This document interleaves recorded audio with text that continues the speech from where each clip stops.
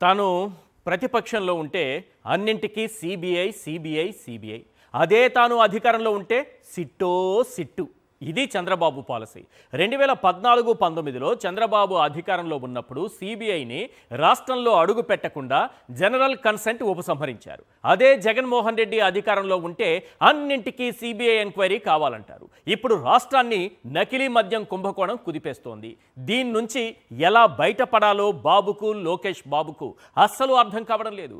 అధికారం చేతిలో ఉంది కదా అని కేసును అష్టవంకర్లు తిప్పుతున్నారు. కరకట్ట లింకులు బయటపడకుండా జాగ్రత్త పడుతున్నారు. సిట్ చేతిలో పెట్టుకొని నకిలీ మద్యం కుంభకోణం మరకలు వైఎస్ఆర్సీపీకి పూయాలని చూస్తున్నారు. ఇదంతా ఎందుకు? సిట్ను పక్కన పెడదాం, సిబిఐని ఆహ్వానిద్దాం, అసలు దొంగలెవరో తేల్చేద్దాం అంటే చంద్రబాబు ఒప్పుకోవడం లేదు. అందుకే మాజీ మంత్రి జోగి రమేష్ హైకోర్టులో పిటిషన్ వేశారు. రాష్ట్రంలో వ్యవస్థీకృతమైన నకిలీ మద్యం కుంభకోణంపై సిబిఐ విచారణ జరపాలని ఆయన కోరడం, ఆ వెంటనే ఆయన్ను సిట్ అరెస్టు చేయడం చకచకా జరిగిపోయాయి. దీన్ని బట్టి మీకేమర్థమైంది? సిబిఐ విచారణ అనగానే కరకట్ట కింద భూకంపం వస్తోందని మీకు అర్థమైందా లేదా? A1 జనార్దన్ రావుతో మనకు ఏ లింకులు లేనప్పుడు, ఏ నకిలీ మద్యం వ్యాపారంలో వాటాలు పంచుకోనప్పుడు ఎందుకు భయపడాలి? వీళ్ళు భయపడుతున్నారు కదా అని హైకోర్టు వదిలేదుగా, నోటీసులు ఇచ్చింది.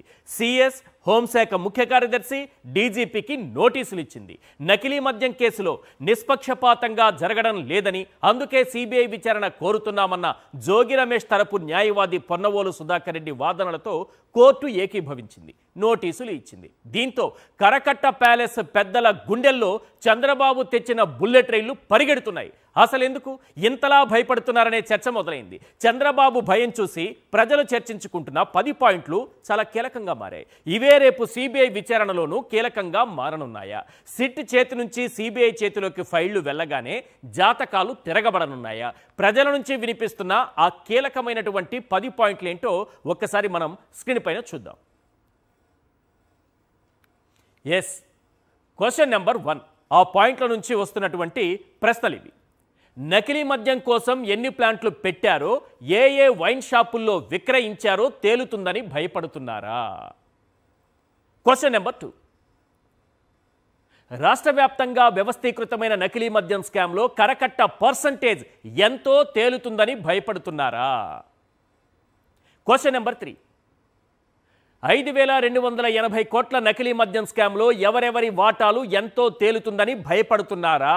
తయారు చేసిన వాళ్ళు, ప్లాంట్ పెట్టిన వాళ్ళ వాటా ఎంత, అమ్మినోడి వాటా ఎంత, దీన్ని వ్యవస్థీకృతం చేయడానికి అనుమతి ఇచ్చిన వారి వాటా ఎంత, ఎవరైతే వాళ్ళు. రైట్. Question number 4. మొత్తం 1,50,000 బెల్ట్ షాపులు కరకట్టకు తెలిసే ఏర్పాటు చేశారన్న విషయం తేలుతుందని భయపడుతున్నారా? Question number 5. జనార్దన్ రావుతో వీడియో చేయించింది ఎవరు, దాన్ని ఎల్లో మీడియాకి ఇచ్చింది ఎవరో తేలుతుందని భయపడుతున్నారా? Question number 6. జనార్దన్ రావుతో వీడియో చేయించి జోగి రమేష్ పై నెట్టేయడానికి కుట్ర చేసింది ఎవరో తేలుతుందని భయపడుతున్నారా? Question number 7. A1 Janardhan Rao miss అయినటువంటి A1 జనార్దన్ రావు మొబైల్ నుంచి స్క్రీన్ షాట్స్ వస్తాయి సార్, అలాగే వీడియోస్ కూడా బయటకు వస్తాయి సార్. అవన్నీ ఎల్లో మీడియాకే పోతాయి సార్. ఎక్కడో ఎయిర్పోర్ట్లో పోయిందని ఆయన చెప్పారు. పోయినటువంటి సెల్ ఫోన్ నుంచి ఈ స్క్రీన్ షాట్స్ వస్తాయి. మనం సృష్టించామా? అందులో ఉన్నాయా? వీడియోస్ ఎవరు రికార్డ్ చేస్తున్నారు, ఏ మొబైల్లో రికార్డ్ చేశారు, ఎప్పుడు రికార్డ్ చేశారు, ఇవన్నీ కూడా పోయినటువంటి, మిస్ అయిపోయినటువంటి మొబైల్ నుంచే మనకు వస్తాయి. Next question number 8. చివరి నిమిషంలో జనార్దన్ రెడ్డికి టీడీపీ టికెట్ ఎందుకు ఇచ్చారో తేలుతుందని భయపడుతున్నారా? జయచంద్రారెడ్డికి చివరి నిమిషంలో టికెట్ ఎందుకు ఇచ్చారన్నది ఎవరికీ అంతుబట్టలేదు. ఎందుకంటే ఎన్నికల వేళ, ఎన్నికల సమయం, ఎవరికో టికెట్ ఇస్తున్నారు, ఏదో జరుగుతూ ఉంటుంది రాష్ట్ర వ్యాప్తంగా అన్న ఆలోచనలు అందరూ ఉన్నారే కానీ దీని వెనుక ఆఫ్రికా మోడల్, ఎలా నకిలీ మద్యం వ్యాపారం చేయాలో వివరించారు కాబట్టే ఆయనకు టికెట్ ఇచ్చారనే వాదనలు, ఆరోపణలు నిజాలా కాదా అన్నది సిబిఐ విచారణతోనే తేలుతుంది. అందుకే భయపడుతున్నారా అన్నది ఈరోజు ప్రజలు అడుగుతున్న ప్రశ్న. Next question number 9. Africa model నకిలీ మద్యం గురించి వివరించినందుకే టికెట్ ఇచ్చారని తేలుతుందని భయపడుతున్నారా? భలే పాయింట్ అడిగారు ప్రజలు. ఈ ప్రశ్నను చూస్తే ఆఫ్రికా మోడల్ నకిలీ మద్యం అనేది ఆల్రెడీ చంద్రబాబు నాయుడు గారికి జయచంద్రారెడ్డి వివరించారా? ఆ మోడల్ విన్నాకే ఆయనకి టికెట్ వచ్చిందా? ఎందుకు ఇన్ని అనుమానాలు వస్తున్నాయి? మన పైన ఇన్ని అనుమానాలు వస్తున్నాయంటే మన సచ్చీలతను మనం నిరూపించుకోవాలంటే సిబిఐకి ఇస్తే సరిపోతుంది. మనకు చాలా ఇష్టం కదా సిబిఐ, మనం చాలా ప్రేమిస్తాం కదా. మీకెవ్వరికి తెలియని విషయం, సిబిఐ అంటే కొందరేదో జోబు సంస్థలు అవన్నీ అటు ఇటు అంటూ ఉంటారు, కానీ అవన్నీ పక్కన పెడదాం. కొన్ని ఏమో చిలక పంజరంలో ఉన్న చిలక అని కొందరు, సిబిఐ అంటే ఇంకెవరు జోబులో సంస్థ అంటారు. కానీ రామ్ సింగ్ లాంటి నిఖార్స్ అయినటువంటి సిబిఐ అధికారులు ఉంటారు సార్. తెలుసు కదా రామ్ సింగ్ ఎంత నిఖార్స్ అయిన అధికారు. ఈ మాట వింటే ఒక్కొక్కరికి కంపరం పుట్టుకొస్తుంది. చూద్దాం. Question number 10. కేసులో అత్యంత కీలకమైన జయచంద్రారెడ్డిని ఇప్పటిదాకా ఎందుకు అరెస్టు చేయలేదో తేలుతుందని భయపడుతున్నారా? ఇవి అసలైనటువంటి పాయింట్లు. వీళ్ళెందుకు భయపడుతున్నారన్న దానికి ఇప్పటికీ సమాధానం లేదు. మనం సిబిఐకి 2014-19 మధ్య జనరల్ కన్సెంట్ ఉపసంహరించాం.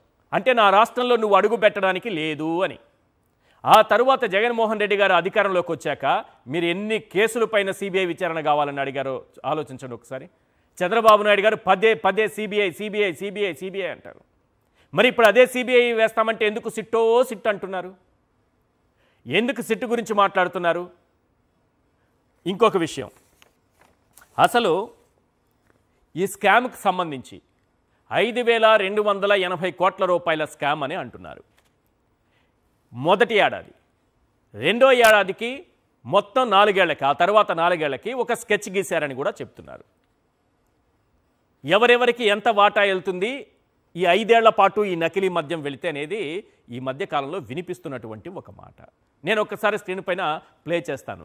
మరి సిబిఐ దర్యాప్తు జరిగితే అది అవునో కాదు, వాస్తవం అవునో కాదు, అది నిజం అవునో కాదో, ఒకవేళ అది అబద్ధమైతే అబద్ధమని తేలుతుంది కదా, మన సచ్చీలత నిరూపించబడుతుంది కదా.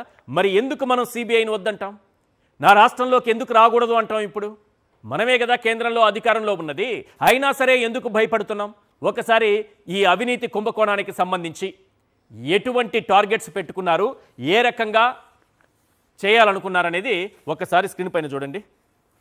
మీ నరాలు నలిపి, మీ కిడ్నీలు చిదిమి, మీ లివర్లు పిండేసి, మీ గుండె అదిమేసి, మీ శరీరంలోని ఒక్కొక్క అవయవంపై నకిలీ మద్యం వ్యాపారం చేశారు.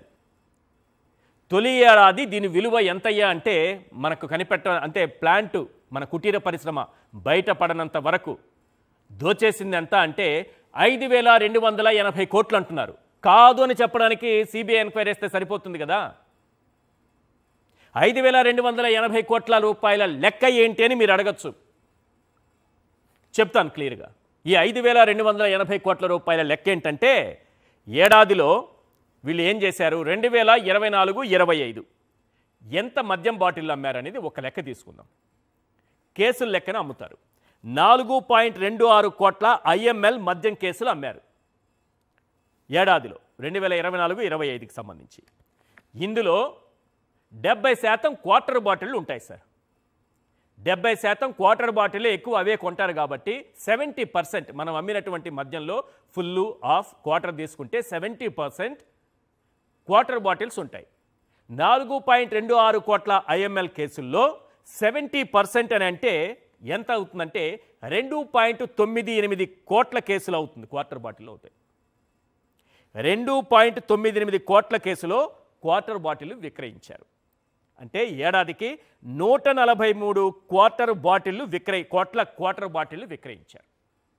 సింపుల్గా 143 కోట్ల క్వార్టర్ బాటిళ్ళు విక్రయించారు. మొత్తం క్వార్టర్ బాటిళ్లలో 3వ వంతు, ప్రతి 3 ఒకటి కల్తీ మద్యం కాబట్టి ఒక్కో బాటిల్ 110 నుంచి 130 రూపాయలకి అమ్మారు. కాబట్టి ఇది 110 రూపాయలు లెక్కేసుకున్న 5,280 కోట్ల రూపాయలని తేలుతుంది. మీరు తాగిన 3 క్వార్టర్ బాటిళ్లలో ఒకటి నకిలీది. ఆ లెక్కన వేసుకుంటే 5,280 కోట్లు. ఎందుకంటే క్వార్టర్ బాటిళ్ల పర్సంటేజే 70% అమ్మకాల్లో. సో 5,280 కోట్ల రూపాయల మద్యం స్కామ్ జరిగిందని అంటున్నారు. ఇక ఇందులో సెకండ్ ఏడాది ఏం చేశారు? ఎల్లో సిండికేట్ ఏం లక్ష్యం పెట్టుకుంది? అమ్మకాల్లో నకిలీ మద్యం వాటా 50% దాటాలి. నేను ఇప్పుడు 3 బాటిళ్లలో ఒకటి అంటున్నాను కదా, కాదు, 50%. 4 బాటిల్లో 2 బాటిళ్లలో 1 అంటే 50% మీకు నకిలీ మద్యమే పోయాలి. నెక్స్ట్, నకిలీ మద్యంతో ఏడాదికి కొల్లగొట్టే డబ్బు 10,000 కోట్లు అవుతుంది. 50% అయితే అది ప్రతి ఏడాది నకిలీ మద్యం వ్యాపారం విలువ 10,000 కోట్లు అవుతుంది. వచ్చే 4 ఏళ్లలో ఏడాదికి 10,000 కోట్లు కాబట్టి వచ్చే 4 ఏళ్లలో 40,000 కోట్లు. ఇందులో కరకట్ట బంగ్లా కమిషన్ 30% అని అంటున్నారు. అంటే ఈ 40,000 కోట్లలో 30% అంటే 12,000 కోట్లు పెట్టుకున్నటువంటి టార్గెట్.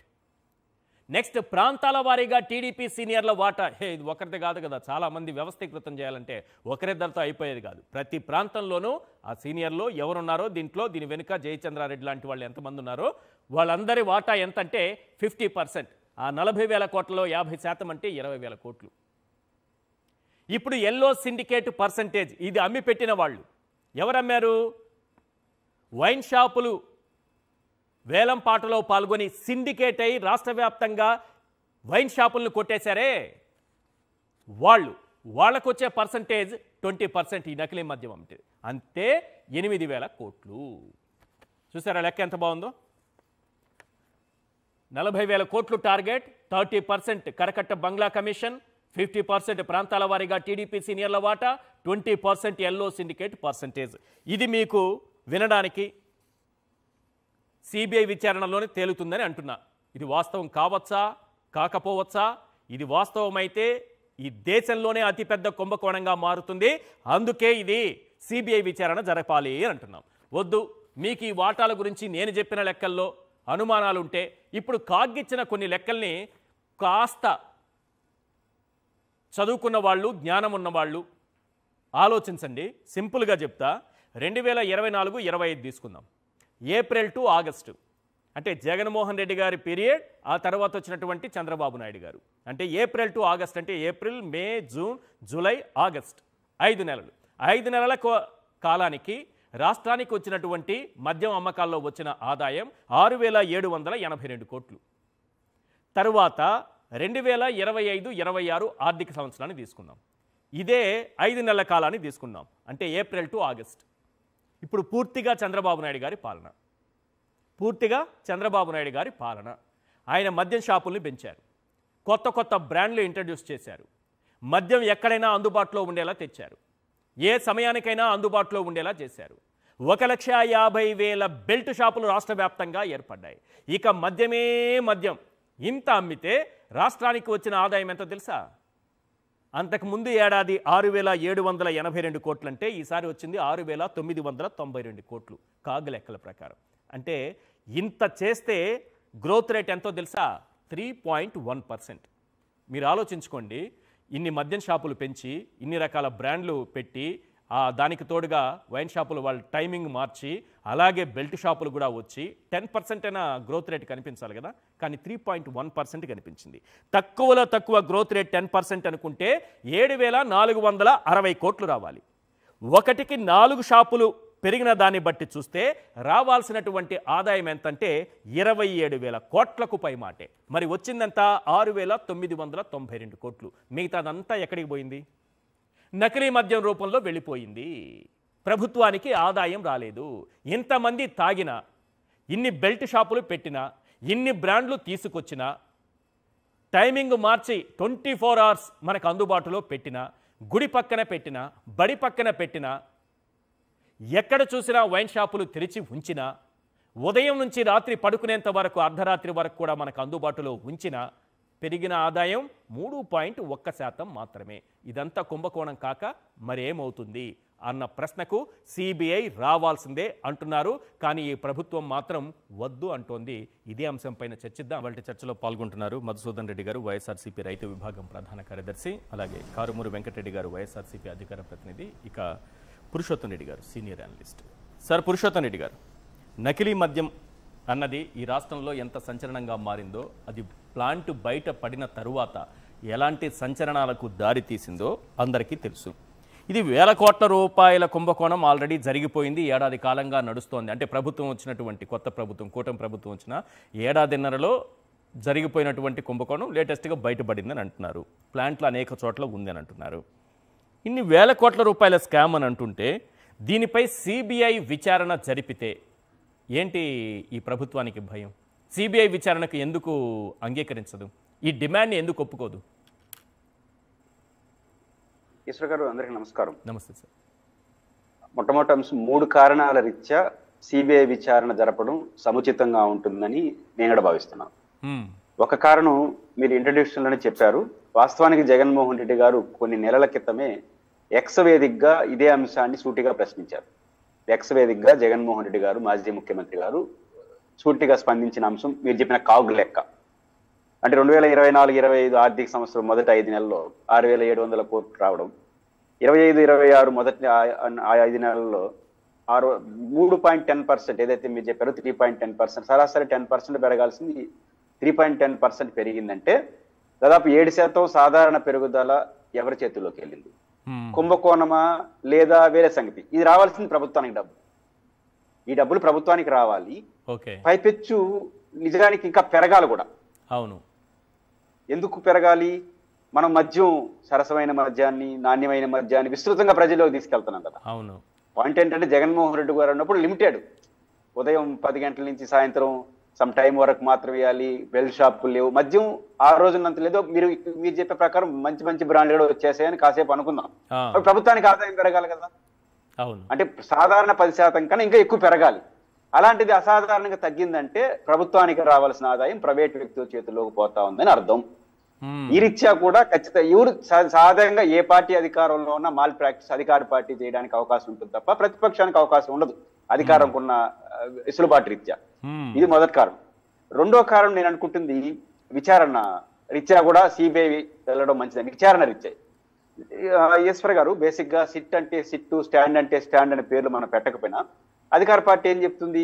సిట్టు కూడా వ్యవస్థే కదా, అదేవిధంగా సిబిఐ కూడా వ్యవస్థే కదా. జస్టిస్ ఎన్వి రమణ గారు బెంచ్ లో ఉన్నప్పుడు సిబిఐ ఏం దేవుడు కాదు, అన్ని వ్యవస్థలు చేయొచ్చు అని చెప్పిన మాట నిజం, ఆ వ్యాఖ్య నిజం. మరి జగన్మోహన్ రెడ్డి గారు 19 నుంచి 24 వరకు చిన్న కేసు నుంచి పై కేసు వరకు అన్ని సిబిఐ ఎందుకు కోరారు? అది ఆ రోజు నిజమైనప్పుడు. కాబట్టి సిబిఐ కోరడం అనేది నేరం కాదు. ఎందుకు కోరాలంటున్నానంటే, మీకు గుర్తుంటే ఉండవల్లి అరుణ్ కుమార్ గారు ఒక కేసు వేశారు. జగన్మోహన్ రెడ్డి గారు చంద్రబాబు గారి మీద కేసులు పెట్టాడు. చంద్రబాబు నాయుడు గారు జగన్మోహన్ రెడ్డి గారిని అనుమానిస్తున్నాడు, ఈ పంచాయతీ ఎందుకు, ఇద్దరు అనుమానిస్తున్నారంటే ఇద్దరు ఏకీపించే సిబిఐకి ఇవ్వండి అన్నాడు. అది హైకోర్టులో కేసు నడుస్తుంది ఇప్పటికే, ఇంకా కోర్టులో తీర్పు లేదు. ఇది స్కిల్ డెవలప్మెంట్ కేసులో ఉండవల్లి అరుణ్ కుమార్ వేసిన పిటిషన్ ఇంకా అట్లే ఉంది. కాబట్టి ఇప్పుడు నేను ఒక కీలకమైన అంశాన్ని ప్రస్తావించదలుచుకుంది. మీరు కూడా ఒకసారి ఆలోచించండి. జగన్మోహన్ రెడ్డి గారు ఒక కేబినెట్ సబ్ కమిటీ వేసి విచారణ చేసి ఆనాడున్న ప్రభుత్వం పైన సిట్ విచారణ జరిపారు. జరుగుతుంది కదా ఇంకా. అది చంద్రబాబు గారు ఆ విషయంలో స్టే కూడా ఉన్నట్టు ఉంది అనుకుంటాను. మరి ఇప్పుడు ఆ సిట్ ఏమైంది? గవర్నమెంట్ ఈజ్ కంటిన్యూ ప్రాసెస్ కదా, విచారణ కంటిన్యూ ప్రాసెస్ కదా, గవర్నమెంట్ మాత్రమే కంటిన్యూ ప్రాసెస్. మరి ఆ సిబిఐ సిట్ ఏదైతే గత ప్రభుత్వం పైన సిట్టు వేసిందో ఆ సిట్టు ముగిసిందా, కొనసాగుతుందా? కొద్ది రోజులు సిట్ అంటే చంద్రబాబు కూటమి గెలిచిందని తెలిసినప్పటి నుంచి చంద్రబాబు నాయుడు గారు ప్రమాణ స్వీకారం చేసి తర్వాత 1 మంత్ దాదాపు 2 మంత్స్ వరకు దీనిపైన ఒక పిటిషన్ కూడా వేశారనుకుంటా. అసలు సిట్ కార్యాలయాన్ని మూసేశారు, తాళాలు వేసేశారు. నేను అదే అంటున్నాను. గత ప్రభుత్వాన్ని వచ్చిన తర్వాత ఈ ప్రభుత్వం సిట్టు క్లోజ్ అయిందంటే ఆ సిట్టుల పైన ప్రభుత్వం పెత్తనం ఉన్నట్ట కానట్ట? అవును, ఇది మౌలికమైన ప్రశ్న. లేకపోతే మంచి పాయింట్. నాకు ఇంకోటి కూడా ఉంది, దాన్ని కూడా క్లారిఫై చేయండి. ఇదే చంద్రబాబు నాయుడు గారి పైన సిట్ దర్యాప్తు జరుగుతోంది కదా, ఇప్పుడు వచ్చిన కేసులు ఇంత స్పీడప్ గా పరిగెత్తున్నాయి, మరి పాత కేసులన్నీ ఎందుకు పరిగెత్తట్లేదు? అంటే ప్రభుత్వ ఇన్ఫ్లుయెన్స్ గణనీయంగా దాని మీద ఉందనే కదా అర్థం. సింపుల్. 2, ఇప్పుడు సిట్ పోనీ ఇంకోటి చేయొచ్చు, గత సిట్ లో ఉన్న విచారణ ఈ సిట్కి అప్పగించండి. ఆ ఎఫ్ఐఆర్లు ఆ కాపీలు కూడా ఈయనకి కంటిన్యూ, లేదా విచారించేసి ఇది క్లోజ్ చేసేసి. అంటే గత ప్రభుత్వం వేసిన సిట్టు విచారణతో సంబంధం లేకుండా ఆగిపోయిందంటే ప్రభుత్వం యొక్క పెత్తనం సిట్టు మీద ఉన్నప్పుడు ఆ సిట్టును ఆ అధికార పార్టీ మీద చేసే విచారణ ఎట్లా అంగీకరిస్తుంది సొసైటీ? మూడో కారణం నేను అంటుంది ఏంటంటే ఈశ్వర్ గారు, ఎప్పుడు రెండు పార్టీల మధ్య వాద ప్రతివాదాలు జరుగుతుంది. ఇప్పుడు గత ప్రభుత్వానికి ఒక పార్టీ నాయకత్వం వైఎస్ఆర్ కాంగ్రెస్ పార్టీ, అంతకుముందు ప్రభుత్వానికి తెలుగుదేశం పార్టీ నాయకత్వం, ఇప్పుడున్న ప్రభుత్వానికి తెలుగుదేశం నాయకత్వం.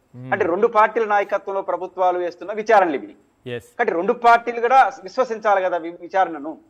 ఇది మౌలిక. ఇప్పుడు మీకు గుర్తుంటే రాజశేఖర రెడ్డి గారు సిబిఐ విచారణ కొన్ని ఆదేశించినప్పుడు చాలా మంది అంటే మా విచారణ అపనమ్మకం కాదు, అందరి విశ్వాసాన్ని కూడా చూడాలని మేము సిబిఐకి ఇస్తున్నానని చెప్పాడు. సో నేనంటుంది ఏంటంటే తెలుగుదేశానికి నమ్మకం ఉంది సిబిఐ పైన, ఎందుకంటే మీరు నాయకత్వంలో కేంద్రం ఉంది. ప్రతిపక్షంలో ఉన్న వైఎస్ఆర్ కాంగ్రెస్ పార్టీ మీ కూటమి నాయకత్వం కేంద్రంలో ఎన్డీఏ అంటాము, వాళ్ళ నాయకత్వంలో ఉన్న సిబిఐ పట్ల విశ్వాసాన్ని వ్యక్తం చేస్తా ఉంది. రెండు పార్టీలు సిబిఐ పైన విశ్వాసం ఉన్నప్పుడు ఇవ్వడం ధర్మము. మంచి చెడ్డలు నేను పోవట్లేదు. ప్రధాన అలిగేషన్ రెండు పార్టీలు అంటే ఈ మూడు కారణాలు ఇచ్చా. ఆదాయాల్లో తేడా వస్తా ఉంది. ఆ ప్రభుత్వం వేసిన చిట్టు ఈ ప్రభుత్వం ఆపేసి, ఈ ప్రభుత్వం వేసిన రేపు వచ్చే ప్రభుత్వం ఆపేస్తే సిట్టుకు విలువ ఎక్కడ ఉంటుంది, ఆ సిట్టు విచారణకి వాల్యూ ఎక్కడ ఉంటుంది? ఆ రీత్యా తీసుకుంటే ఖచ్చితంగా రెండు పార్టీలు యాక్సెప్ట్ చేసే అంశంగా సిబిఐ ఉంది కాబట్టి ఇవ్వడం ధర్మంగా ఉంటుంది. విచారణ అనేది ప్రజల విశ్వాసాన్ని కూడా, బోత్ పార్టీల నమ్మకాన్ని కూడా పొందాలి కాబట్టి సిబిఐ విచారణ చాలా సహేతుకమైనటువంటి డిమాండ్ అని నేను అనుకుంటున్నాను. ఒకసారి వెంకటరెడ్డి గారితో మాట్లాడదాం.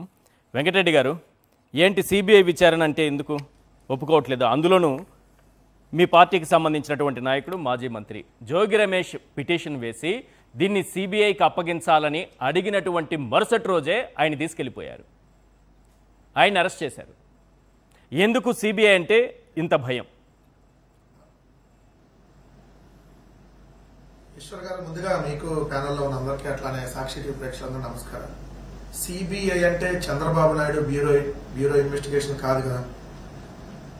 Chandrababu Naidu bureau of investigation అయితే చంద్రబాబు నాయుడు గారు ఎప్పుడో ఓకే అనేవాళ్ళు, మీరు ఆయన ఇచ్చేసేవాళ్ళు. అది ఇప్పుడు సెంట్రల్ బ్యూరో ఆఫ్ ఇన్వెస్టిగేషన్ కదా, అందుకని చంద్రబాబు నాయుడు గారు ఎందుకు ఇస్తారు? ఇప్పుడు ఇక్కడ సిట్కి ఎందుకు ఇస్తున్నారు? ఎస్ఐటి సిట్ అంటే ఏదైతే దానికి స్పెషల్ ఇన్వెస్టిగేషన్ టీం అంటాం, దానికి కాదు కదా చంద్రబాబు నాయుడు గారు ఇప్పుడు ఇచ్చింది, సిఐటి సిట్కి కదా. అంటే చంద్రబాబు నాయుడు ఇన్వెస్టిగేషన్ టీంకి ఇచ్చాడు, అప్పుడు వాళ్ళు చెప్పినట్టుగా రాస్తారు. ఇప్పుడు అంతకుముందు జగన్మోహన్ రెడ్డి గారు గవర్నమెంట్ లో ఉన్నప్పుడు ఎస్ఐటి సిట్ నడిచింది, ఇప్పుడు సిఐటి సిట్ నడుస్తుంది. అందుకని ఎందుకు ఇస్తారు చంద్రబాబు నాయుడు గారు అమ్మాయి ఇక్కడ? సార్, చంద్రబాబు నాయుడు గారి మీద అక్రమాస్తుల కేసుకు సంబంధించి ఒక పిటిషన్ వేస్తే సిబిఐ విచారణ జరిపించాలని దాన్ని హైకోర్టు ఓకే చేస్తే సిబిఐ మా దగ్గర తగినంత మంది సిబ్బంది లేరని వదిలేసింది. ఇప్పటికీ సిబ్బంది లేరు వాళ్ళ దగ్గర, పాపం ఇప్పటికీ లేకనే వాళ్ళు ఆ కేసు టేకప్ చేయలేదు, వదిలేశారు. మరి అంటే చంద్రబాబు నాయుడు గారు చెప్తే చంద్రబాబు నాయుడు గారికి ఇష్టం ఉన్నట్ట, సిబిఐ ఇష్టం లేనట్ట? ఈ విషయంలో సిబిఐకి ఇస్తే ఇష్టం ఉందా లేదా అనేది అప్పుడు చెప్పింది కదా, దాన్ని బట్టి అప్పుడు మాట్లాడొచ్చు. ఇక్కడ మేము రెండు అంశాల మీద ఈ ప్రభుత్వాన్ని సిబిఐ ఎంక్వైరీకి అడిగాం. ఒకటేంటి, మా మీద అంటే వైఎస్ఆర్ కాంగ్రెస్ పార్టీ నాయకుల మీద, వైఎస్ఆర్ కాంగ్రెస్ పార్టీ ప్రభుత్వంలో పనిచేసినటువంటి కొంతమంది అధికారులు, జగన్మోహన్ రెడ్డి గారికి దగ్గరగా ఉన్నటువంటి వ్యక్తుల మీద వీళ్ళు తప్పుడు కేసు పెట్టారు, ఇది మద్యంలో కుంభకోణం జరిగిపోయింది అని. అప్పుడు మేము అడిగాం, అయ్యా మీరు పెట్టింది తప్పుడు కేసు, మా హయాంలో మద్యం వల్ల ఆదాయం అనేది పెరిగింది, సేల్స్ బాగా తగ్గినా విపరీతంగా ఆదాయం పెరిగింది, మేము ఏ కొత్త బ్రాండ్ తీసుకురాలేదు, మేము ఏ కొత్త డిస్టరీ కూడా తీసుకురాలేదు, మేము సిబిఐ ఎంక్వైరీకి సిద్ధంగా ఉన్నామని చెప్పి ఆ రోజు కూడా చెప్పాం. ఏదైతే వీళ్ళు తప్పుడు కేసులో మిథున్ రెడ్డి గారిని అందరిని అరెస్ట్ చేశారు, అందరికి బెయిల్ వచ్చింది ఇప్పుడు చాలా మందికి, ఇంకా చెవిరెడ్డి గారికి వీళ్ళకైతే రాలేదు, సో వాళ్ళకి కూడా వస్తుంది. ఇక్కడ ఆ అంశం మీద మేము అడిగాం. అప్పుడేమన్నాం, అయ్యా 2014 నుంచి 2019 దాకా మీ హయాంలో జరిగినటువంటి మద్యం అమ్మకాల మీద, మద్యం పాలసీ మీద, అలానే 2019 నుంచి 2024 దాకా మా హయాంలో జరిగిన మద్యం అమ్మకాలు, మద్యం పాలసీ మీద, రెండింటి మీద ఎంటర్ సిబిఐకి ఇద్దాం ఉన్నాం. అప్పుడు వాళ్ళు తప్పు చేశారు ఆ ప్రభుత్వం, ఎందుకంటే అప్పుడు ఆల్రెడీ కేసులో చంద్రబాబు నాయుడు గారు A3గా ఉన్నారు, కొల్లు రవీంద్ర A2గా ఉన్నాడు, సో బెయిల్ మీద బయట ఉన్నాడు చంద్రబాబు నాయుడు గారు మద్యం కేసులో బెయిల్ మీద. సో అందుకని దాన్ని సిబిఐకి ఇద్దాం, మా హయాంలో జరిగింది అంటున్నారు కదా, మీరు దాని మీద కూడా సిబిఐకి ఇద్దాం, ఎవరి హయాంలో జరిగిందో తేలుద్దామని అడిగాం, దానికి తోకముడిచారు. ఇప్పుడు రెండోది నకిలీ మద్యం, అంటే కల్తీ మద్యం, నాటు నకిలీ మద్యాన్ని 48 కోట్ల క్వార్టర్ బాటిల్ని మొలకల చెరువు, ఇబ్రహీంపట్నం ఇలా అనేక చోట్ల ప్లాంట్లు పెట్టి తెలుగుదేశం పార్టీ నాయకుడు జయచంద్రారెడ్డి ఆధ్వర్యంలో, తెలుగుదేశం పార్టీకి సన్నిహితుడిగా ఉన్నటువంటి జనార్దన్ రావు సహకారంతో, మరికొంతమంది తెలుగుదేశం పార్టీ నాయకుల ఆధ్వర్యంలో ఏదైతే రోజుకి 20,000 బాటిల్స్ ని కేవలం మొలకల చెరువులోనే తయారు చేసి అక్కడ ఉన్నటువంటి వైన్ షాపులకి అక్కడ ఉన్నటువంటి బెల్ట్ షాపులకి అమ్మారు అనేది క్లియర్ గా అందరికీ తెలిసిందే. అవును. ఇప్పుడు దానికి సంబంధించి మీరు తప్పుడు కేసు జోగి రమేష్ గారి మీద పెట్టారు. ఎందుకు? జోగి రమేష్ గారు ఏదైతే చంద్రబాబు నాయుడు గారు ఇంటి దగ్గర నిరసన జరగడానికి వెళ్ళాడు కాబట్టి. ఎందుకంటే వాళ్ళ పత్రికలు చాలా ఓపెన్ అయిపోతాయి సార్. ఆత్రం ఆపుకోలేవు, 2 రోజులన్నా ఆపుకోలేవు, ఎమ్మటే రాసేస్తారు. ఆత్రం ఆపుకోలేక రాసేశారు ఏమని, జోగి రమేష్ గారికి జరగాల్సిందే, ఎందుకంటే చంద్రబాబు నాయుడు గారు ఇంటి దగ్గరికి వెళ్ళాడు కాబట్టి, ఆయన మీద దాడి చేయడానికి వెళ్ళాడు, కొట్టబోయాడు, సో ఇది జరగాలని ఒక కట్టుకథని వేసేశారు. ఏమేసిన జోగి రమేష్ అరెస్ట్ తర్వాత ఆయన అరెస్ట్ అనేది మీ పార్టీకి బురద అంటిందా లేదా? జనార్దన్ రావు చెప్పారు కదా, ఏమని చెప్పారు? జోగి రమేష్ చెప్తేనే చేశానని చెప్పారు కదా జనార్దన్ రావు. ప్రజలంత అమాయకంగా లేరు, వారు ప్రజలు నమ్మటం లేదు కాబట్టి IVRS కాల్ చేశారు. ఇంతకంటే చిన్న లాజిక్ అవసరం లేదు. ప్రజలు నమ్మట్లేదు కాబట్టి నమ్మించడానికే కాల్ చేసి, ఇప్పుడు ఒక అబద్ధాన్ని నిజం చేయాలంటే ఏం చేయాలి? 100,000 మంది చెప్పించాలి. అందుకనే కాల్ చేసి అది జరిగిందని చెప్పి జరిగేటటువంటి ప్రయత్నం. ఎందుకంటే ఈ నకిలీ మద్యం మీద ఆల్రెడీ తెలుగుదేశం పార్టీ ఆధ్వర్యంలో నడిచిందనేది తెలుసు. ఈ రోజు మద్యం షాప్ లో అక్కడికక్కడే తాగి చనిపోతున్నారు జనాలు. అది వైన్ షాప్ మద్యమా బెల్ షాప్ మద్యంతో సంబంధం లేదు, నారావారి మద్యం. అది వైన్ షాప్ లో అమ్మినా కల్తీ మద్యమే. మళ్ళీ చెప్తా ఉన్నాం, ఈ రోజు ఆంధ్రప్రదేశ్ రాష్ట్రంలో వైన్ షాపుల్లో అమ్ముతున్న కూడా కల్తీ మద్యం. సుమో బ్రాండ్ ఏదైతే short whisky, Sumo whisky, Bengaluru మాల్టరీ ఇలా అమ్ముతున్నారు అనేది వాస్తవం. అందుకని నిన్న కూడా ఒకరు జరిపారు అక్కడే, ఇది ఏమంటే పర్మిట్ రూమ్ లో తాగుతూ అక్కడే మద్యం కొనుక్కొని పర్మిట్ రూమ్ లో తాగుతూ. కాదు సార్, మొన్నటి వరకు నకిలీ మద్యం ప్లాంట్ బయటపడనంత వరకు మొలకల చెరువులో నకిలీ మద్యం అమ్మారు అనేది వాస్తవం. దానికి ఆధారాలు ఉన్నాయి. ఆ తర్వాత కూడా నకిలీ మద్యమే తాగుతున్నారు ఇప్పుడు రాష్ట్రంలో. సార్ ఇప్పుడు సప్లై చేస్తారు సార్. ఇవాళ సప్లై చేసింది ఈ రోజు అయిపోయిందని గ్యారంటీ ఉంది. రేపు ఉండొచ్చు, ఎల్లుండి ఉండొచ్చు. ఇంకా ఆంధ్రప్రదేశ్ రాష్ట్రంలో నకిలీ మద్యం తయారు చేసేటటువంటి ప్లాంట్లు లేవని మీరు గాని నేను గాని ప్రభుత్వం గాని గ్యారంటీ ఇవ్వగలదా? మొన్నంటే బయటపడింది మొలకల చెరువు, ఇబ్రహీంపట్నం. ఇంకా బయటపడిన ఎన్ని ఉన్నాయి? అంతకుముందు ఆల్రెడీ అనకాపల్లి కావచ్చు, పాలకొల్లు కావచ్చు, ఇలా అనేక చోట కడపలో కూడా బయటపడింది. ఇప్పుడు బయటపడుతుంది కాబట్టి మనకు తెలుస్తుంది. బయటపడిన ఇంకెన్ని ఉన్నాయి? ఎందుకంటే ఈ రోజు నకిలీ మద్యం తాగి చనిపోతున్నారు, ఇది వాస్తవం.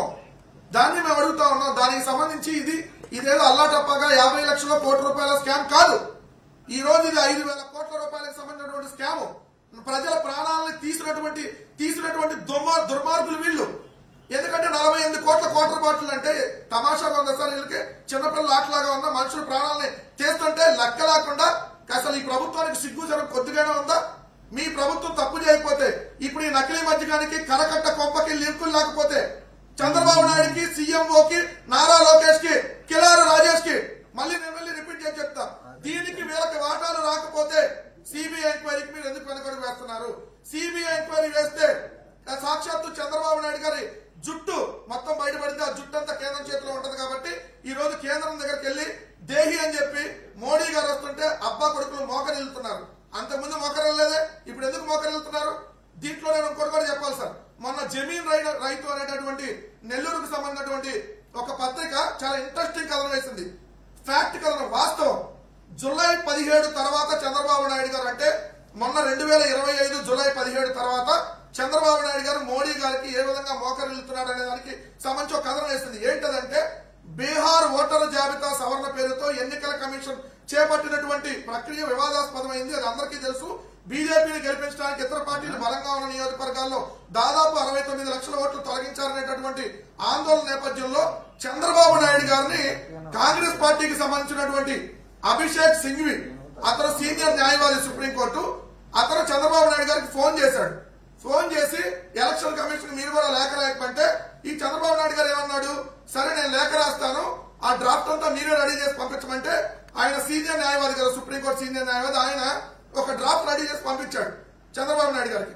దాని మీద సంతకం పెట్టి జూలై 17వ తారీఖున బీహార్ ఓటర్ జాబితా సవరణ మీద ఎన్నికల కమిషన్ కి లేఖ రాశాడు.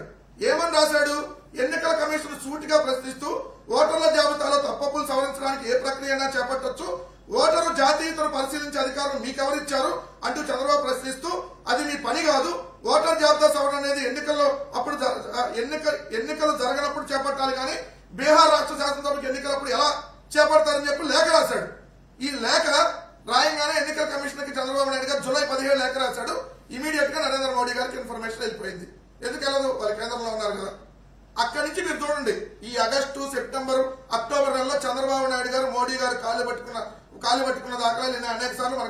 పండుగ.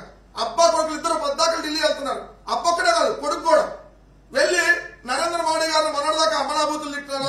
ఈరోజు నరేంద్ర మోడీ గారిని పొగుడుతున్నారు. ఎందుకు? ఇలా జుట్టంతా కేంద్రం చేతిలో ఈరోజు ఉంది కాబట్టి. మొన్న లేక తర్వాత చంద్రబాబు నాయుడు గారు డబుల్ గేమ్ వాళ్ళకి అర్థమైంది కాబట్టి అందుకనే సిబిఐ ఎంక్వైరీ ఇవ్వడానికి వెనకాడుతున్నారు. రెండో పాయింట్ వచ్చేటప్పటికి ఈ మధ్య విదేశీ టూర్లు ఎక్కువ చేస్తున్నారు. అబ్జర్వ్ చేయండి. ఎందుకు? ఈ డబ్బులన్నింటినీ అక్కడ జాగ్రత్తగా పెట్టుకోవాలని ఉన్నందులో సర్దుకోవాలని చెప్పి. అందుకని మేము రాష్ట్రానికి పెట్టుబడులు తేవడానికి కదా వెళ్ళారు. కోట్ల రూపాయలకు సంబంధించినటువంటి కుంభకోణం లక్షల పెట్టుబడులు సార్. లుల్లు గాళ్ళను ఉల్ఫా గాళ్ళు పెట్టుబడులు పెడతారు ఆంధ్రప్రదేశ్ లో. రియల్ ఎస్టేట్ వాళ్ళు శోభా రియల్ ఎస్టేట్ ఆంధ్రప్రదేశ్ లో ఏం పెట్టుబడి పెట్టింది? ఫ్రీగా అక్కడ కూడా లూలునే కలిసారా? ఇక్కడ లూలుకి రాసిస్తామని చెప్పేసి మళ్ళీ అక్కడికి పోయి కలిసారు. అక్కడ కూడా లుల్లు వాళ్ళు శోభా రియల్ ఎస్టేట్ ఇంకెవరు కలిసారు? రియల్ ఎస్టేట్ వాళ్ళతో ఏం పని సార్? వాళ్ళే పెట్టుబడి పెడతారు, వ్యాపారం చేసుకుంటారు రాష్ట్రంలో. అదే సార్ చంద్రబాబు నాయుడు గారు వాళ్ళకు వాటాలు పెట్టడానికి వాళ్ళు వచ్చాడు. ఈయన కడితే బిల్డింగ్ ఈ దాంట్లో ఒక షేర్ ఈయన ఉంటాడు. అందుకని వాళ్ళ ఆస్తులని వెనకేసుకొని పెట్టుబడులు రాలేదు మీ ఉద్దేశం ఏంటి అసలు? పెట్టుబడులు రాలేదు, పెట్టుకోవడానికి వెళ్ళారా ఇక్కడ నుంచి మొత్తం?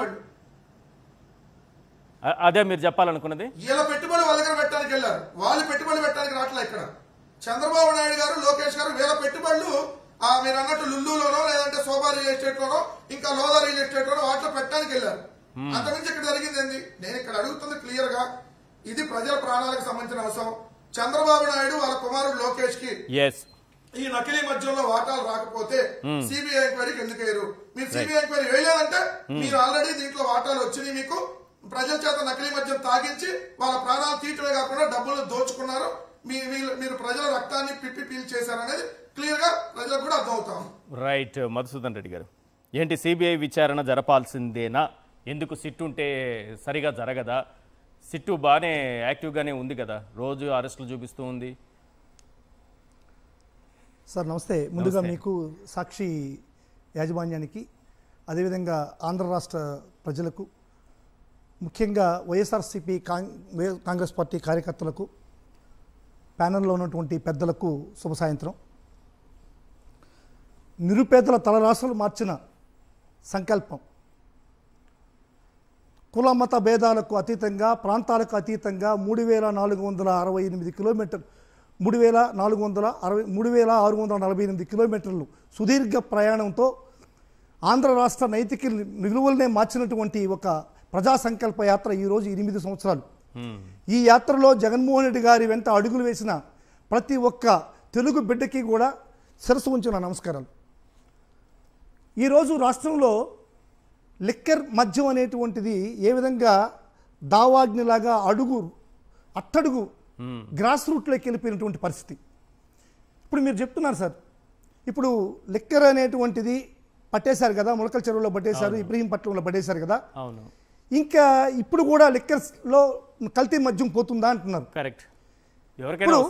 పట్టింది 2, ఇంకా ఎన్నున్నాయో తెలియని పరిస్థితి రాష్ట్రంలో.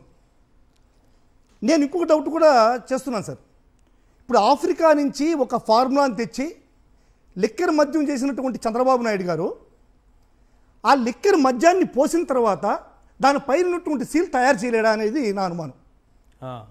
ఇప్పుడు లిక్కర్ దాంట్లో బాటిల్లో ఉన్నటువంటి లిక్కరు ఆ మద్యాన్ని నిజంగా అది ఒరిజినలా కాదా అని చెప్పి టెస్ట్ చేసుకోవడానికి స్కాన్ చేయండి అంటున్నాడు. అంటే స్కాన్ చేస్తే అది నిజమా కాదని తెలుస్తుంది. ఓకే.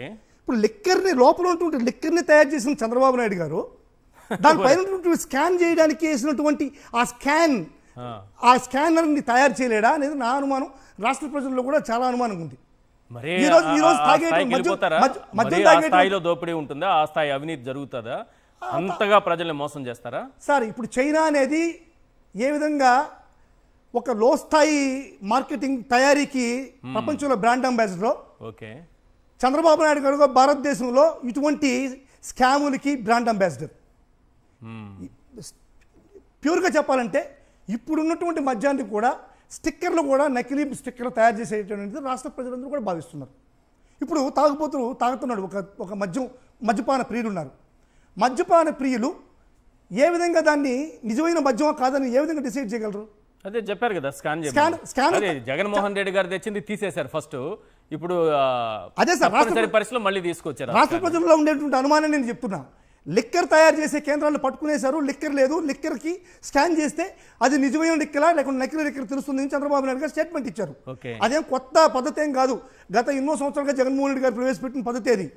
కానీ ఈ రోజు నకిలీ మద్యమాన్ని అమ్మడానికి స్టిక్కర్, ఆ స్కానర్ కూడా డూప్లికేట్ తయారు చేయలేరనేటువంటిది అనుమానం ప్రజలకి. ఆ స్టిక్కర్ కూడా డూప్లికేట్ తయారు చేసి లోపల ఉన్న మద్యం అది అది నారావారి నకిలీ సారా అనేటువంటిది అనుమానం. ఇప్పుడు ఈ అనుమానంలో ఉన్నటువంటి ప్రజల్ని ఏ విధంగా ఒక నిజమైనటువంటి మద్యం తాగాల్సిన పరిస్థితి, ఆ లెక్కను తీసుకుని వెళ్ళిపోయి టెస్ట్లో రిపోర్ట్ చేసి టెస్ట్కి ఇచ్చి దాన్ని అంతా కల్చర్ చేసి దాన్ని టెస్ట్ రిపోర్ట్స్ తీసుకొని ఆ తర్వాత బారుకు పోయి కూర్చొని చికెన్ మటన్లు పెట్టుకుని వండుకొని ఈలోగా చికెన్ మటన్ పాసిపోతుంది. ఇప్పుడు ఈ విధంగా మద్యం తాగేటువంటి మద్యం ప్రియులు ఏ విధంగా నిజమైన మద్యం తాగారో అది అగమ్యకు వచ్చారంగా ఉంది రాష్ట్రంలో. ఇంకొకటి ఉంది సార్, మీరు గమనించినారో లేదో, పెద్దలు గమనించినారో లేదో, ఒక సామెత ఉంది, మా ఇంటికి వస్తే ఏం తెస్తావు, మీ ఇంటికి వస్తే ఏమి ఇస్తావు. అంటే మనం పోయి వాళ్ళ ఇంటికి పోయినా సరే ఇవ్వాల్సిందే, మన ఇంటికి వాళ్ళు వచ్చినా సరే మనమే వాళ్ళకి ఇవ్వాల్సిందే. మనం అధికారంలో ఒక స్కామ్ జరిగిందని చెప్పని జరగని స్కామ్ అని చెప్తున్నాడు ఎవరు, చంద్రబాబు నాయుడు. దాంట్లో ముద్దాయిలు A1, A2, A3, A4, A5 మా పార్టీ వాళ్ళే. సరే పోనీ అది మా హయాంలో జరిగిన స్కాము అని వాళ్ళు అంటున్నారు. దాంట్లో ముద్దాయిలు మా వాళ్ళే ఉన్నారు, ఓకే, నేను దాన్ని కొంచెం సర్దుకుంటాం. మీ హయాంలో జరిగిన స్కామ్ కూడా మా వాళ్ళేనా సార్? ఇది ఎక్కడ న్యాయం సార్? నాకు అర్థం కాని పరిస్థితి. మా జోగి రమేష్ గారు మీకు ముద్దాయిగా ఉన్నారంటున్నారు. ఏ విధంగా జోగి రమేష్ గారు ముద్దాయిగా ఉంటారు? ఒక ఫోటో 10 ఏళ్ల క్రితం తీసుకున్న కదా సార్. ఒక పబ్లిక్ లో ఉండేటువంటి వ్యక్తి, మీతో కూడా మీరున్నారు, మీతో కూడా నేను కూడా ఫోటో తీసుకున్నా, ఇంకోటి ఫోటో తీసుకుంటారు, ఇంకోటి ఫోటో తీసుకుంటారు. వాళ్ళు ఎవరో ఏదో చేసిన దానికి మీరు బలవుతారా? 10 years తీసుకోవచ్చు, తీసుకోవాలని చెప్పలేదు. చంద్రబాబు నాయుడు గారి ప్రభుత్వం ఒక సమాజంలో ఇప్పుడు వాళ్ళు అదే ఏ విధంగా తయారైంది ఒక చిన్న ఎగ్జాంపుల్ సార్. లిక్కర్ స్కామ్ లో పట్టుబడ్డటువంటి ఎవరైనా కానీ, ఇప్పుడు మన లిక్కర్ స్కామ్ లో జయచంద్ర రెడ్డి ఉన్నాడు. జయచంద్ర రెడ్డి పట్టుబట్టంగానే అది ఆయన ఏం చెప్పాడు, సాక్షాత్తు ఈయన కోవర్టు, పెద్దిరెడ్డి రామచంద్రారెడ్డి కోవర్టు అని డిసైడ్ చేశాడు, మా ఓడి కాదని.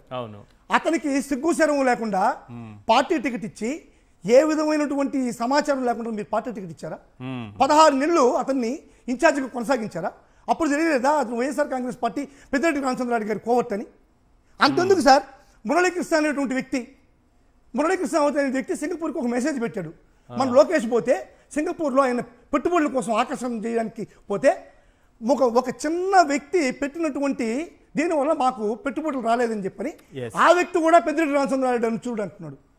అంటే ఏది జరిగినా సరే తప్పులన్నీ కూడా వైఎస్ఆర్ కాంగ్రెస్ పార్టీ వాళ్ళు చేస్తారు, ఒప్పులు జరిగినప్పుడు మీరు చేస్తారు. ఈ ఆనవాయితీ మన రాష్ట్రంలో అదేవిధంగా కొనసాగుతా ఉంది. అది చంద్రబాబు నాయుడు నైజం, మనం ఏం చెప్పలేము సార్. రైట్ పురుషోత్తమ్ రెడ్డి గారు, జోగి రమేష్ అరెస్ట్ వల్ల వైఎస్ఆర్సీపీకి నకిలీ మద్యం స్కామ్ బురద అంటినట్టుగా అనుకోవచ్చా, లేదా ఇది ప్రజలకి అర్థమయ్యే రీతిలో ఏమన్నా కనిపిస్తోందా? ఇదంతా ఒక ప్లాన్ ప్రకారం పోతోంది? ఈశ్వర్ బేసిక్ గా జోగి రమేష్ గారా, జనార్దన్ రావు విచారణ సమస్యలు తేల్చినవండి. కానీ జరుగుతున్న విచారణ అనుమానాలకు తావిస్తుంది. విచారణ జరుగుతున్న తీరు అనుమానాలకు తావిస్తుంది. ఒక అనుమానం ఏంటి, as per supreme court guide lines ప్రకారం విచారణ సమయంలో విచారణ సంస్థల ముందు, విచారణ అధికారుల ముందు సహనిందితుడు చెప్పే సాక్ష్యాన్ని కోర్టు సాక్ష్యంగా పరిగణించబడదు. ఈ సుప్రీంకోర్టు గైడ్ లైన్స్. ఇప్పుడు జనార్దన్ రావు అనే వ్యక్తి వాళ్ళ లెక్క ప్రకారం ఈరోజు వేసిన కేసు ప్రకారం మన జోగి రమేష్ గారికి సహనిందితుడిగా లెక్క వస్తాడు కదా. మరి ఆయన చెప్పే మాట ఇప్పుడు ఎందుకు అరెస్ట్ చేశారు ఆయన్ని? జనార్దన్ రావు ఈయన సమాచారం ఇచ్చాడు.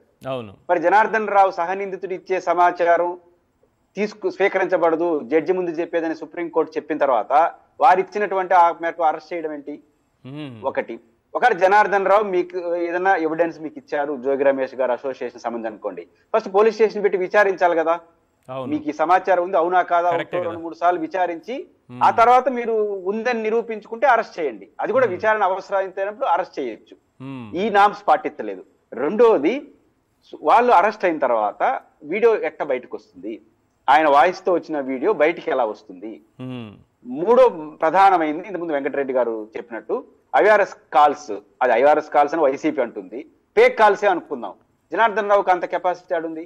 మీ చేతిలోకి ఆయన వచ్చేసినాడు కదా, పోలీసు వ్యవస్థ చేతిలోకి జనార్దన్ రావు వచ్చేసిన తర్వాత జనార్దన్ రావుకి ఏం ఇంట్రెస్ట్ ఉంది? తన ఒక వాయిస్ రిలీజ్ చేసి వైసీపీ వాళ్ళు ఇట్లా చేశారని చెప్పుకోవాల్సిన అవసరం జనార్దన్ రావుకి లేదు. పైపెచ్చి జనార్దన్ రావు ఎవరు సన్నిహితుడు? వాళ్ళ లెక్క ప్రకారం జోగి రమేష్ గారి సన్నిహితుడు. జోగి రమేష్ గారికి వ్యతిరేకంగా ఆయన చెప్తాడు? లాజిక్, మినిమం లాజిక్ ఆలోచిస్తే మీ దృష్టిలో జోగి రమేష్ కి అనుకూలం ఎవరు? జనార్దన్ రావు. జనార్దన్ అనుకూలంగా ఉన్నవాడు ఎట్లా చెప్తాడు ఆయన పేరు? ఆయన అనుకూలంగా ఉండేవాడు వీడియో చేసి ఎట్లా వదులుతాడు ఈదుల్లోకి? 2 IRS కాల్స్ ఎవరు చేస్తున్నారు? అంత ఓపిక ఆడి నుంచి వచ్చింది, అంత కెపాసిటీ ఆయన లోపల ఉంటే బయట ఎట్లా వస్తాయి ఆ కాల్స్? అంటే ఇవన్నీ చూసినప్పుడు పొలిటికల్ గేమ్ ఆడుతుంది. సో ఈ రీత్యా తీసుకున్నప్పుడు ఎట్లా మనం నిర్ధారణకు వస్తాము? ఇప్పుడు అన్నిటికన్నా మించి సీనియారిటీ కదా ఫస్ట్ రావాలి. ఈ మొత్తానికి మూలం తంబలపల్లి నియోజకవర్గంలో ఉన్నటువంటి మొలకల చెరువు, ఇది మద్యం, ఈ నకిలీ మద్యానికి సంబంధించి ఫస్ట్ ఎవరిని అరెస్ట్ చేయాలి? దాంట్లో ఉన్న వాళ్ళు కదా అరెస్ట్ చేయాలి. పైపెచ్చు ఆ సదరు రామచంద్రారెడ్డి అనే వ్యక్తిని మీరు సస్పెండ్ చేశారు. ఎందుకు సస్పెండ్ చేశారు? నైతికంగా బాధ్యత తీసుకుంది తెలుగుదేశం పార్టీ. మా పార్టీ నియోజకవర్గ ఇన్ఛార్జి కమ్ శాసనసభలో పోటీ చేశాడు, ఆయన దొరికాడు కాబట్టి ఈ విషయంలో నైతిక బాధ్యత సస్పెండ్ చేశారు, అభినందనలు. మరి ఇప్పుడు ఆయన అరెస్ట్ చేయాలి కదా, మీరు నమ్మారు కదా. సమాజం లాజిక్ మాట్లాడుకుందాం సార్. జనార్దన్ రావు చెప్పాడు కాబట్టి జయచంద్రారెడ్డి పాత్ర లేదు, ఆయనకి ఏం సంబంధం లేదని చెప్పారు కాబట్టి ఆయన వదిలేశారు. జోగి రమేష్ కు ఉంది అని చెప్పారు కాబట్టి ఈయన అరెస్ట్ చేశారు. నేను అనేది రామచంద్రారెడ్డికి ఆయన కాదు కదా జడ్జి. ఇప్పుడు జనార్దన్ రావు సమాచారం ఇస్తే అదనపు విచారణ మీరు విచారణ చేసుకోవచ్చు, నోటీసులు ఇవ్వచ్చు, విచారణ నోటీసులు రిటర్న్ సమాధానం మీరేమైనా చేసుకోండి. బట్ మొదట దొరికినటువంటి మొలకల చెరువు కేసులో ఎంతమందిని అరెస్ట్ చేసినారు? ఉందా లేదా కేసు? బాధ్యులు ఎవరు ఉంటారు కదా. సరే రామచంద్రారెడ్డి కాదు, ఇంకో ఎల్లారెడ్డిని అరెస్ట్ చేయండి. మొలకల చెరువులో రామచంద్రారెడ్డికి పాత్ర లేదు, జనార్దన్ రావు చెప్పాడు, మీరు నమ్మారు. ఎవరో ఒకరు పాత్ర ఉంటుంది కదా. మొలకల చెరువులో జరిగిందా లేదా, కరెక్ట్ తీసుకున్నారా లేదా, దాంట్లో ఎవడో ఒకటి బాధ్యత ఉంటాడు. వాళ్ళు ఎందుకు మొదట దొరికిన మొలకల చెరువు ఎందుకు అరెస్ట్ చేయలేదు? ఈ సుప్రీంకోర్టు నామ్స్ ప్రకారం సహనిందుడు చెప్పే సాక్ష్యం చూడబడదు. ఆయన లోపల ఉండగా వీడియో బయట ఎట్టకొస్తుంది, ఆయన పేరుతో IAS కాల్ రావడం ఏంటి, రికార్డ్ ఎవరు చేశాడు, ఇవన్నీ చూసినప్పుడు విచారణ మీద అనుమానం వస్తుంది. కాబట్టి విచారణ మీద అనుమానం వచ్చినప్పుడు సహజంగా రాజకీయ కోణం ముందుకు వస్తుంది. కాబట్టి జోగి రమేష్ గారు చేశారా లేదా నిర్ధారణ నేను చేయలేను, మా పరిధి కాదు. రెండోది కోర్టు తేల్చనివ్వండి. బట్ జరుగుతున్న విచారణ మీద అనుమానం ఉందా లేదా? కరెక్ట్. ఇట్లాంటి విచారణతో ప్రజల విశ్వాసం, ఫస్ట్ విచారణ పైన విశ్వాసం రావాలి. ఈశ్వర్ గారు, అంటే విచారణ పైన విశ్వాసం లేదని మీరు భావిస్తున్నారా? ప్రజల విశ్వాసం లేదని అంటే మీరు చెప్పిన పాయింట్స్ అన్ని దానికే ఓకే, కానీ ఆ పాయింట్స్ ప్రజల్లో చర్చలో ఉందా అన్నది. ఈశ్వర్ గారు, ప్రజలు చర్చ అంటే ఈ రోజు ఓటింగ్ పెడితే జగన్మోహన్ రెడ్డి గారికి అనుకూలంగా మాస్ వస్తుంది, ఆయన ఏం చెప్తే అదే చెప్తారు. ఇప్పుడు జగన్మోహన్ రెడ్డి గారు ఓడిపోయిన తర్వాత ఆయన ప్రాధాన్యత గుర్తించారు, ప్రజలు గుర్తించారు కదా. మెడికల్ కాలేజీల దగ్గర నుంచి అనేక అంశాల్లో జగన్ గారు మేలనుకున్న ఆయన పిలిపిస్తాయని చెప్పేసి ఈ విచారణ కుదరదు కదా. అట్లాగే జోగి రమేష్ గారు భగవంతుడి మీద ప్రమాణం చేసేశాడు, మీరు ప్రమాణం చేసి ఒప్పుకునేస్తారా? కాబట్టి జనం ఏమనుకుంటున్నారు అనేది ఏది కానీ జనం అనుకోకుండా ఎందుకుంటారు? ఇప్పుడు నేను కూడా జనంలో భాగమే కదా, మీరు జనంలో భాగమే కదా. ఈ మౌలికమైన ప్రశ్నలు అవునా కాదా? సుప్రీంకోర్టు చెప్పిందా లేదా? వీడియో బయట ఎట్లా వస్తుంది? విచారణ పోలీసులు ఉన్నప్పుడు వీడియో బయట ఎవరు తీసుకొచ్చాడు? ఆయన వాయిస్ తో ఎవరు చెప్పాల్సిన అవసరం ఆయనకేం వచ్చింది? అంత కెపాసిటీ ఆయనకేడు ఉంది. నాకు కూడా వచ్చింది, నా ఫోన్ కూడా వచ్చింది ఒక నెంబర్ నుంచి. ఇదే జనార్దన్ రావు మాటలు 2 వైసీపీలు ఎంత దారుణమైన మనుషులు అని చెప్పి వచ్చింది. నేను ఇంకోటి అడుగుతాను ఈశ్వర్ గారు, అధికారం పోయిన తర్వాత ప్రతిపక్షం చేయగలదా? అధికార వ్యవస్థ అన్నదానికి చేయగలదా? కామన్ లేదా చేయాలనుకుంటే అధికారం వాళ్ళ సపోర్ట్ లేకుండా చేయగలదా? కాబట్టి ఈ మౌలికమైన ప్రశ్నలు ప్రజల్లో ఉంటాయి. కాబట్టి ప్రజలు విశ్వసించేట్టుగా విచారణ చేస్తే ఈ అనుమానాలు రావు. కాబట్టి విశ్వసించే పద్ధతిలో విచారణ చేయండి. ఆ విషయంలో జోగి రమేష్ తప్పంటే ఆయన కూడా పేరు చర్య తీసుకోండి, ఎవరికేం అభ్యంతరం లేదు. బట్ విచారణ విశ్వసించే విధంగా పద్ధతి సాంకేతికంగా అన్ని విధాలు చూడాలనేది మాలాంటి వాళ్ళు కోరేది. రైట్. వెంకటరెడ్డి గారు, నకిలీ మద్యంలో కరకట్ట లింకులు అని మీరు గట్టిగా అరిచి చెబుతూ ఉండగా, లేదు ఇది వైఎస్ఆర్సీపీ లింకులని జోగి రమేష్ గారిని అరెస్ట్ చేశారు. ఇంకా లౌడ్గా మాట్లాడగలరా మీరు మీ పార్టీ పైన ఈ రకమైనటువంటి బురద పడ్డాక? సరే, ఖచ్చితంగా మాట్లాడతాం. ఎందుకంటే వీళ్ళు మేము డైరెక్ట్గా వాళ్ళని ఏమైనా విమర్శ చేస్తే దాని మీద అరెస్ట్ చేయలేనటువంటి దద్దమ్మ ప్రభుత్వం ఇది. ఎందుకు ఆ మాట అంటున్నానంటే, మీరు పోసాని కృష్ణమురళి గారిని చూడండి. ఆయన పవన్ కళ్యాణ్ గారిని ఏదో వ్యక్తిగతంగా మాట్లాడాను, దాని కోణంలో కక్ష పెట్టుకొని చంద్రబాబు నాయుడు గారిని ఏదో కొంచెం గట్టిగా మాట్లాడడం, దాని పేరుతో కక్ష పెట్టుకొని నంది అవార్డుని కమ్మ అవార్డులు అన్నాడని చెప్పి అరెస్ట్ చేశారు. ఎవడో మనోభావాలు 8 సంవత్సరాల తర్వాత రాత్రి మగళ్ళు తెల్లారులు దెబ్బతీయని చెప్పి. అంటే వీళ్ళు డైరెక్ట్ గా అరెస్ట్ చేయలేరు ఈ కేసుల్లో, ఏదో ఫాల్స్ కేసు పెట్టి అరెస్ట్ చేయాలి. సేమ్ వల్లభనేని వంశీ గారిని కూడా అంతే. లోకేష్ గారు డైరెక్ట్ ఇదిగో మా వాళ్ళు ఇట్లా అన్నారు, మా ఇంట్లో వాళ్ళు అన్నారు, అరెస్ట్ చేస్తానే దమ్ము లేదు వీళ్ళకి. మళ్ళీ ఏదో ఒక కేసు, ఆ కేసు ఈ కేసు తప్పుడు కేసులు పెట్టి అరెస్ట్ చేయడం. సేమ్ జోగి రమేష్ గారిది కూడా అదే మీరు అబ్జర్వ్ చేయండి. చంద్రబాబు నాయుడు గారు ఇంటి దగ్గరికి వెళ్ళాడు కాబట్టి మేము మగాలెవరో అరెస్ట్ చేస్తున్నాం చెప్పండి వీళ్ళని. ఆయన వాళ్ళ ఇంటి దగ్గరికి వెళ్ళాడు అందుకని మేము అరెస్ట్ చేస్తున్నాం చెప్పలేరు, ఎందుకంటే ఆయన నిలవు కాబట్టి. అందుకని ఏదో తప్పుడు కేసు పెట్టి అరెస్ట్ చేయాలి. ఇక్కడ పాయింట్ మనకు ప్రధానంగా వస్తే వీళ్ళు ఎలా దొరికిపోయారంటానికి ఒక చిన్న 2 నిమిషాల్లో ముగిస్తాను సార్. ఇప్పుడు మీరు ఈ కేసు మొన్న అసలు ఇది ఎలా బయటకు వచ్చిందో తెలుసా? చాలా ఇంట్రెస్టింగ్ ట్విస్ట్. అసలు ఇది ఎలా బయటకు వచ్చిందంటే అక్కడ మొలకల చెరువులో నకిలీ మద్యం ప్లాంట్ ఉందని ఎలా బయటకు వచ్చిందంటే ఒక పూజారి వల్ల బయటకు వచ్చింది.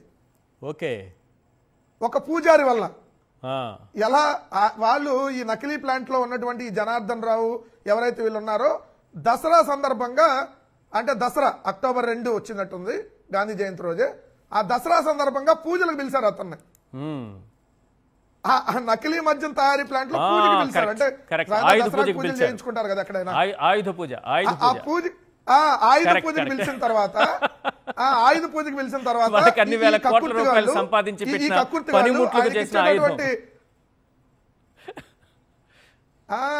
అదే వాళ్ళు ఈ దసరాకి సందర్భంగా ఆయన పూజారి పాపం గట్టిగా పూజ చేశాడు. చేసినప్పుడు ఆ ఇచ్చే దగ్గర కక్కుర్తి పడ్డారు. ఆయనకి ఇవ్వాల్సింది అంటే ఇప్పుడు ఆయనకి 10,000 5,000 ఇస్తారు కదా సహజం కదా, అంత పెద్ద ప్లాంట్ అంటే. ఆయనకేదో డబ్బులు తక్కువ ఇవ్వడం వల్ల ఇదేదో మొత్తం తేడాగా ఉందని ఆయనకి ఆల్రెడీ పూజ చేసేటప్పుడు అర్థమైంది. మొత్తం బాటిల్స్ ఇవన్నీ లేబుల్స్. సో ఆయన బయట పెట్టాడు వేరే వాళ్ళకి, అలా ఇది బయటకు వచ్చింది. లేకపోతే ఇప్పుడు కూడా వచ్చేది కాదు. నకిలీ మద్యం ఎలా బయటకు వచ్చడానికి ఇది ఒక పాయింట్. భగవంతుడి వాసన కన్నా ఈ వాసన ఎక్కువ చేసింది ఆయన కాదు సార్.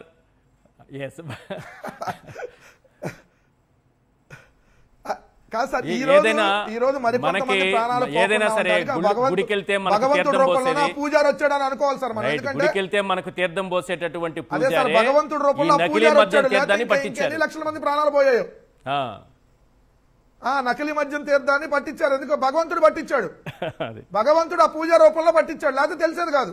కర్మ సిద్ధాంతం ఇలా బుద్ధిని బయట పెట్టడానికి. రెండో పాయింట్ వచ్చేటప్పటికి సార్ తెలుగుదేశం వాళ్ళు ఎలా దొరికిపోయారంటానికి వాళ్ళు ఏమన్నారు, ఇది రాగానే జనార్దన్ రావుతో పాటు తంబాలపల్లి నియోజకవర్గ తెలుగుదేశం ఇన్ఛార్జ్ జయచంద్రారెడ్డి వాళ్ళ బామ్మర్దీలు అందరూ ఉన్నారని అనగానే ఏమన్నారు, ఇమీడియట్ గా సస్పెండ్ చేశారు. Point number 1. అంటే ఆ సస్పెండ్ చేయగానే వాళ్ళు ఏమన్నారు, వీళ్ళు మా తెలుగుదేశంలోకి పెద్దిరెడ్డి రామచంద్రారెడ్డి గారు కోవట్టులుగా వచ్చారు, ఇలాంటి కోవట్టులు 50 మంది ఉన్నారా 60 మంది ఉన్నారా, ఇది ఇమీడియట్ గా చంద్రబాబు నాయుడు గారు డాష్ బోర్డ్ లో కనిపెట్టాలి, మోందా తుఫాన్ ఆపినట్టుగా దీన్ని తొందరగా ఆపాలని మొత్తం డిబేట్లు పెట్టారు. అంటే జయచంద్రారెడ్డి అనేవాడు అక్కడ తప్పు చేశాడని తెలుగుదేశం వాళ్ళు ఒప్పుకున్నారు. అవును, మరి ఒప్పుకున్నాక నెల రోజులు దాటినా జయచంద్రారెడ్డి బతికున్నాడా చంపేశారా? స్ట్రైట్ గా అడుగుతున్నా. ఈ రోజు జయచంద్రారెడ్డి బతికే ఉన్నాడా లేపేశారా? మరి లేకపోతే నెల రోజులైనా జయచంద్రారెడ్డి ఎందుకు రాలా? జయచంద్రారెడ్డి పేరు ఎందుకు రావట్లా? అంటే జయచంద్రారెడ్డిని తప్పించారా? జయచంద్రారెడ్డిని తప్పించారంటానికి మీరు చాలా పెద్ద మాటలు మాట్లాడేశారు. నో అంత మాటలు అంత స్థాయికి ఎందుకు వెళ్ళారు మీరు? ఎందుకు మీకు అంత అనుమానం ఎందుకు? ఆఫ్రికా నుంచి బయటకు వచ్చిన జయచంద్రారెడ్డి బెంగళూరులో ఉన్నాడు అని చెప్పింది మీ media, not Sakshi media, yellow media అంటే చంద్రబాబు నాయుడు గారు జాకీ ఛానల్స్, జాకీ పత్రికలు ఏమని రాసినాయి, ఆయన ఆల్రెడీ బెంగళూరులో ఉన్నాడని రాశారు. ఆఫ్రికా నుంచి బెంగళూరు వచ్చా అన్నాడు. బెంగళూరు వస్తే జయచంద్రారెడ్డి సరే ఇప్పటి వరకు ఎందుకు మరి పోలీసులకు దొరకలా? అంటే మీరు తప్పించారా ఏమన్నా చేశారా? రెండో పాయింట్, ఇక్కడ కీలకమైనటువంటి పాయింట్, ఇదే జయచంద్రారెడ్డికి సంబంధించి ఇదే తెలుగుదేశం పార్టీ వాళ్ళు ఇప్పుడు ఆయన తప్పించేటటువంటి కార్యక్రమం ఒకవేళ చేసి ఉంటే ఖచ్చితంగా దాని వెనకాల ఒక మంత్రి ఉన్నాడు అనేది మాకున్నటువంటి ఆధారం. ఆ మంత్రి నారా లోకేష్ దగ్గరికి వెళ్ళి, అయ్యా మీకు నేను పంపించినటువంటి డబ్బులు ఇక్కడి నుంచి పంపిస్తున్నాయ్యా నెల కల్తీ మద్యంలో, అది జయచంద్రారెడ్డిని తప్పించాలి, జనార్దన్ రావు లొంగిపోతాడు, జనార్దన్ రావుని వేరే వాళ్ళ పేర్లు చెప్పి దీంట్లో లింక్ చేద్దాం, జయచంద్రారెడ్డిని సైడ్ చేద్దాం అనేటటువంటి క్లియర్ గా లోకేష్ డైరెక్షన్ లో జరిగింది. అందుకనే మీకు గుర్తుపెట్టుకోండి, ఒక మంత్రి రాష్ట్ర ప్రభుత్వంలో ఉన్నటువంటి ఒక మంత్రి నారా లోకేష్ కి దీనికి సంబంధించినటువంటి వాటాలు ఇచ్చాడు. అందుకనే జయచంద్రారెడ్డిని తప్పించారు. కేవలం జనార్దన్ రావుని అక్కడ పిలిపించి, అంటే ఆయన లొంగిపోలా, వీళ్ళే పిలిపించి ఒక ఫోన్ ఏమో ఆఫ్రికాలో ఉందన్నాడు, ఇంకో ఫోన్ ముంబైలో వదిలేసా అన్నాడు. మరి 2 ఫోన్లు లేకపోతే వీడియో ఎవరు తీశారు, ఆయన ఫోన్ లో చాటింగ్ అని బయటకు వస్తున్నటువంటి ఈ కథా కమిషన్ ఎక్కడి నుంచి వచ్చినాయి? ఫోటో దిగితేనే అరెస్ట్ చేస్తే మరి జనార్దన్ రావు జయచంద్రారెడ్డి ఫోటోలు దిగింది చంద్రబాబు నాయుడు గారితో కదా. ఏదైతే బీఫామ్ ఇచ్చేటప్పుడు చాలా దగ్గర వ్యక్తులే కదా తీసుకెళ్లేది. మరి ఆ దగ్గర వ్యక్తి జయచంద్రారెడ్డికి దగ్గర వ్యక్తి జనార్దన్ రావు, అదే జనార్దన్ రావు చంద్రబాబు నాయుడు గారితో ఫోటో ఉంది. మరి ఇప్పుడు చంద్రబాబు నాయుడు గారిని కూడా అరెస్ట్ చేయాలి కదా. సో ఎంత కీలకమైన ఉంది, అందుకనే దీన్ని సిబిఐ ఎంక్వైరీకి ఇవ్వాలి. ఈ ప్రభుత్వం కానీ తప్పు చేయకపోతే సిబిఐ ఎంక్వైరీ చేయండి. మీకు కానీ కరకట్ట కొంపకి వాటాలు రాకపోతే, కరకట్ట కొంప డైరెక్షన్ లో ఈ మధ్య జరగకపోతే క్లియర్ గా మీరు సిబిఐ ఎంక్వైరీ ఇవ్వండి. సార్ వాళ్ళకి ఇల్లు అంటే అర్థం కాదు, ఏం చెప్పాలి ఈశ్వర్ గారు? వాళ్ళ కరకట్ట ఇల్లు అంటే ఏంటంటారు వాళ్ళు. అందుకని వాళ్ళ భాషలోనే చెప్తేనే వాళ్ళకి అర్థమైంది. మధుసూదన్ రెడ్డి గారు, జయచంద్రారెడ్డిని పార్టీ నుంచి ఇమీడియట్ గా సస్పెండ్ చేశారు, కానీ ఈ రోజు వరకు ఆయన అరెస్ట్ జరగదు. ఏంటి అసలు ఏం జరుగుతోంది బ్యాక్గ్రౌండ్ లో? సార్ జయచంద్రారెడ్డి అనేటువంటి వ్యక్తి అసలైనటువంటి ముద్దాయి. అసలు జయచంద్రారెడ్డి అనేటువంటి వ్యక్తికి అసలు తెలుగుదేశంలో సీట్ రావడానికి కారణమే ఈ మల్టీ లిక్కర్ తయారు చేసేటువంటి ఒక ఫార్ములా ఆఫ్రికా నుంచి తీసుకురావడం కోసమే అది జయచంద్రారెడ్డి అనేటువంటి వ్యక్తికి ఇచ్చాడు. జయచంద్రారెడ్డికి సురేంద్ర నాయుడు అనేటువంటి వ్యక్తికి పరిచయాలు ఉండడం వల్ల సురేంద్ర నాయుడికి చంద్రబాబు నాయుడికి మధ్య ఉన్నటువంటి పరిచయాలు అందరికీ తెలుసు. ఎందుకంటే సురేంద్ర నాయుడు అనేటువంటి వ్యక్తి మీకు రాష్ట్రంలో ఉంటే అందరికీ తెలుసు. ఒక ఇద్దరు మర్డర్లు చేసినటువంటి జీవిత ఖైదుకి పర్మనెంట్ గా జైల్లో నుంచి బయటకు తీసుకొని వచ్చినటువంటి ఒక సంబంధం చంద్రబాబు నాయుడుకి ఉంది.